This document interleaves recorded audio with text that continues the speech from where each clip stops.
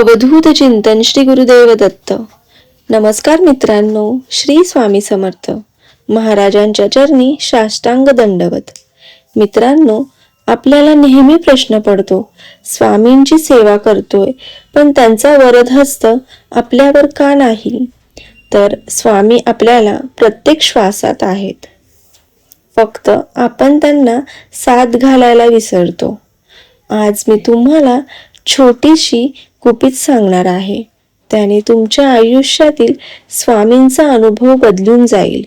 स्वामींचा वरदहस्त मिळवण्यासाठी तासनतास पूजा नको, तर हवी आहे पूर्ण शरणागती। उद्या सकाळपासूनच फक्त या 3 गोष्टी करून पहा। पहिल्या 5 मिनिटात उठल्यावर पाय जमिनीवर ठेवण्यापूर्वी हात जोडा आणि म्हणा, स्वामी, आजचा दिवस तुमच्या चरणी अर्पण आहे। जे होईल ते तुमच्या इच्छेने होईल। ही शरणागती तुम्हाला केल्यानंतर लगेचच फरक जाणवू लागेल। नामस्मरण करणे, कामाच्या वेळी सतत नामस्मरण चालू ठेवा।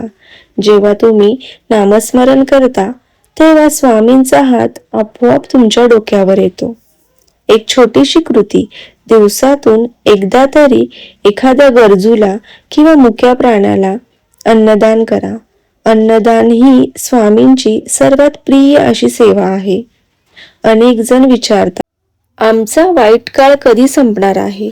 लक्षात ठेवा, जेव्हा तुम्ही स्वामींना सर्वस्व मानता तेव्हा वाईट काळ संपलेला असतो।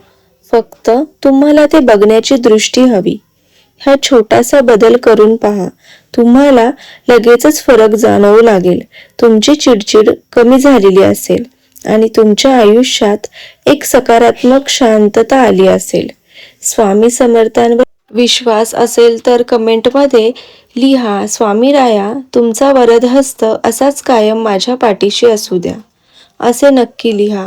आणि व्हिडिओ अशा लोकांपर्यंत शेअर करा ज्यांना आधाराची खूप जास्त गरज आहे। ही माहिती तुम्हाला आवडली असेल तर माझ्या चॅनलला सबस्क्राईब करा। श्री स्वामी समर्थ।